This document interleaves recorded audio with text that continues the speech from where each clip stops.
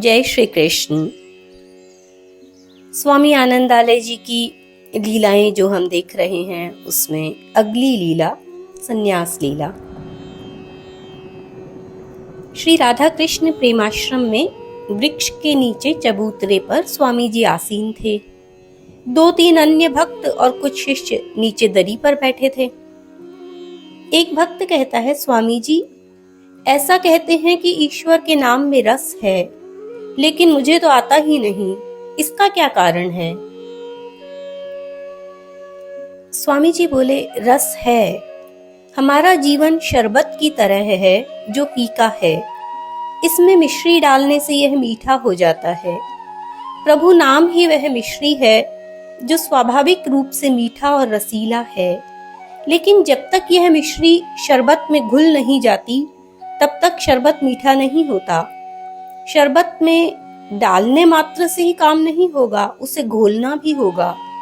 मिश्री को डालकर बैठे रहेंगे और स्वतः घुलने का इंतजार करेंगे तो बहुत समय लग जाता है, लेकिन निरंतर घोलते रहेंगे तो जल्दी मिठास आ जाती है।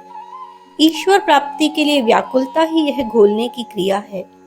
शरबत जब तक स्वयं मीठा नहीं हो जाता, तब तक मिश्री की मिठास का हमें पता नहीं चल पाता।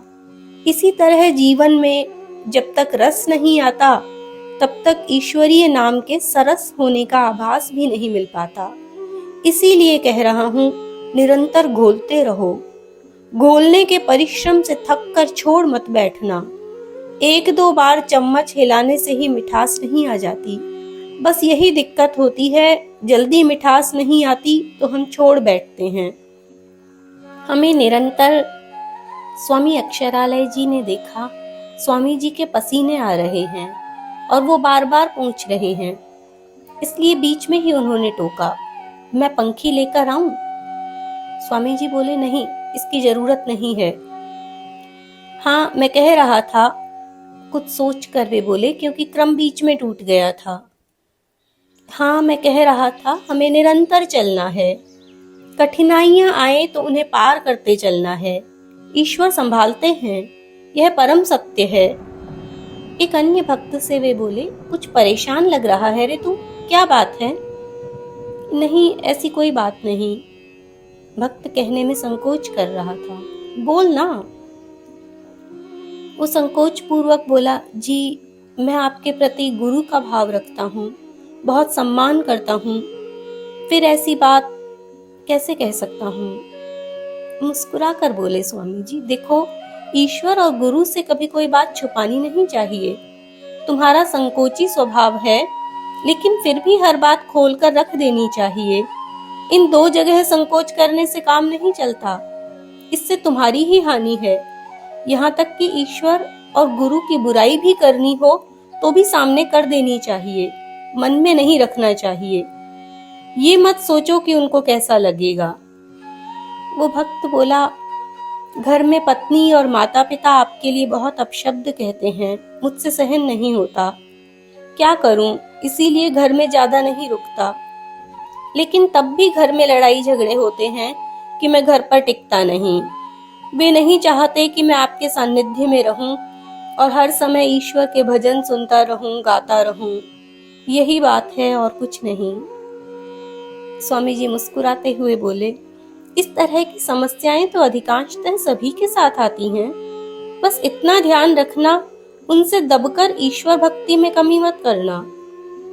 वो बोला, लेकिन ये भी तो कहते हैं कि वे सब भी ईश्वर ही हैं, फिर उनसे विरोध क्या उचित है? स्वामी जी बोले, एक के प्रति सच्ची निष्ठा रख लो। या तो संसार को ईश्वर का रूप मान लो और सहज इसकी सेवा करते रहो। इस स्थिति में स्वयं हरि भी दूसरे स्थान पर आते हैं। लेकिन अगर संसार के प्रति इतना भाव नहीं है और ईश्वर के प्रति ही समर्पित होना चाहते हो, तो और सभी जो राह में रुकावट डालते हैं, उनसे डरो मत। जिसके प्रति भी सच्ची निष्ठा रख रहे हो, उसे पूर्ण समर्पण के साथ निभाओ।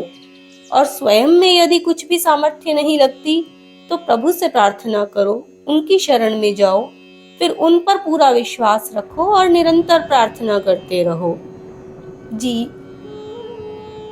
एक अन्य भक्त बोला, बहुत अच्छी बात कहते हैं आप स्वामी जी, आहा, आनंद आ गया। स्वामी जी ने उस भक्त की बात पर ध्यान ही नहीं दिया। स्वामी अमरालय ने कहा, स्वामी जी, अपने जीवन की कोई घटना बताइए ना जिसमें आपको भी बहुत धैर्य रखना पड़ा हो। वही अन्य भक्त कहता है, अरे ये तो धैर्य की मूर्ति ही है। स्वामी जी ने उस भक्त से कहा, यहाँ इस तरह की औपचारिकता दिखाने की कोई आवश्यकता नहीं है। ये चापलूसी राज दरबार में जाकर करो जिनसे तुम्हें कोई काम निकलवाना हो। व्यर्थ झूठी और बनावटी प्रशंसा करने से कुछ नहीं होने वाला। ये नकलीपन हटाओ, अपने स्वाभाविक स्वरूप में बात करो। ये आश्रम। स्वामी अक्षरालय जी ने फिर बीच में टोका, गुरुदेव, ये बात आपने पहले एक बार किसी राजकर्मचारी से भी कही थी ना। स्वामी जी अक्षरालय जी से बोले, तू बीच बीच में क्यों टोक देता है? थोड़ी देर शांति से नहीं बैठ सकता? अक्षरालय जी के बीच में बोल देने से स्वामी जी का क्रम टूट जाता था, इसलिए उन्होंने डांट दिया। वह भक्त तो उठकर चलने लगा जो व्यर्थ प्रशंसा कर रहा था। अच्छा तो मैं चलूं, कुछ काम है घर पर। वह चला गया। स्वामी अमरालय जी ने जो प्रश्न किया था कि अपने जीवन की कोई घटना बताइए ना जिसमें आपको भी बहुत धैर्य रखना पड़ा हो, इसका उत्तर आगे स्वामी जी देते हैं, जिसे हम अगली कड़ी में देखेंगे। जय श्री कृष्ण।